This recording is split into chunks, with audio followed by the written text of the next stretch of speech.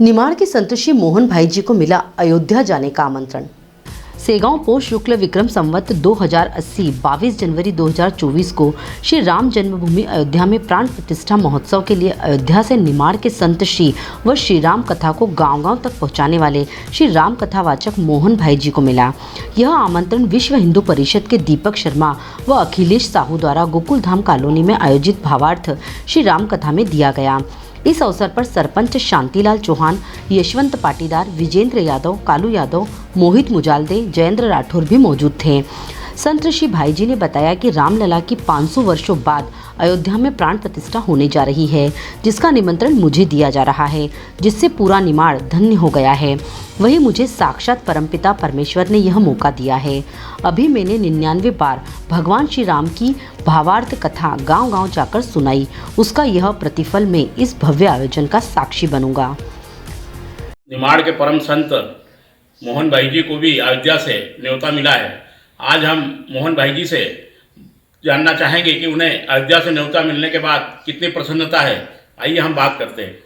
परम पवित्र भगवान मंगलमयी उनकी प्राण प्रतिष्ठा में जो निमंत्रण मिला है वो बहुत ही प्रसन्नता की बात है। रामायण की फलश्रुति बताई है संतों ने कि जो 100 रामायण का पाठ कर लेगा उसे भगवान के दर्शन होंगे। तो 99 रामकथा व्यासपीठ से हुई, अभी 100 नहीं हुई है, और भगवान का दर्शन भी हुआ और भगवान का निमंत्रण भी मिला। ये बात सुनकर अपने हृदय में अति आनंद का महोत्सव बन रहा है। मैं प्रसन्नता हूँ, मेरा परिवार प्रसन्नता है, मेरे गांव प्रसन्नता है, और ज़िले से भी कई जगह से फ़ोन आया कि आपका निमंत्रण मिला। हम सब प्रसन्नता से अपनी प्रसन्नता व्यक्त करते हुए आपको विदाई कर रहे हैं। हम सब सौभाग्यशाली हैं। मर्यादा पुरुषोत्तम श्री राम जी के जीवन चरित्र का श्रवण आप लोग कर रहे हैं। परम श्रद्धेय भाई जी की कथा आप सब लोग श्रवण कर ही रहे हैं, और लंबे समय से भाई जी राम का चरित्र हम सब लोगों के बीच में कर रहे हैं। आप सब लोगों को ये भी ध्यान करना पड़ेगा, कई कथाओं के माध्यम से हमने सुना और देखा है कि मर्यादा पुरुषोत्तम श्री राम ने जन्म लेते से अंतिम समय तक त्याग ही त्याग करा है, और वो त्याग हम सब लोगों ने सुना होगा।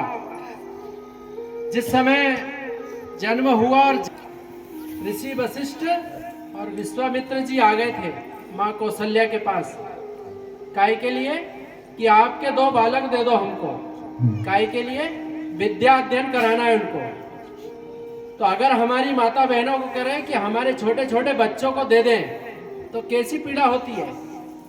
कौशल्या ने समर्पण करा, दशरथ जी ने समर्पण करा, और राम जी ने भी बाल रूप में जाकर विद्या अध्ययन करने के लिए माँ बाप का प्यार को त्याग करा।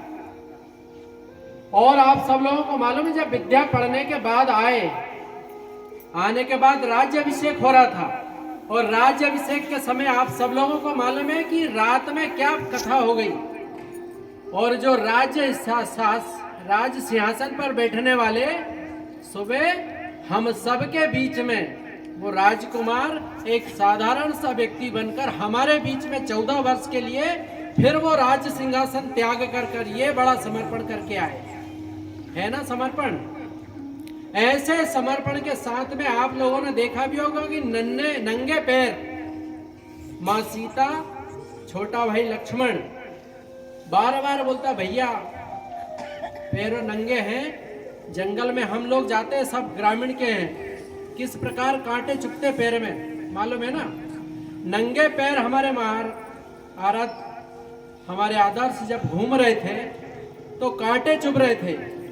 खूब सीता माता ने बोला और लक्ष्मण जी ने बोला है कि कुछ पहनो, और नहीं भी पहनते तो ये कांटे चुभे, इनको निकालो। राम जी का वृतांत है, ऐसे संतों के मुंह से मैंने भी सुना है। उन्होंने बोला है कि ये कांटे चुभे हैं, ये मेरे अंदर समाये हैं, इनको अगर निकाल दिया तो जिसने मेरे को जो आए हैं मेरे से मिलने, इसलिए उनको पीड़ा होगी।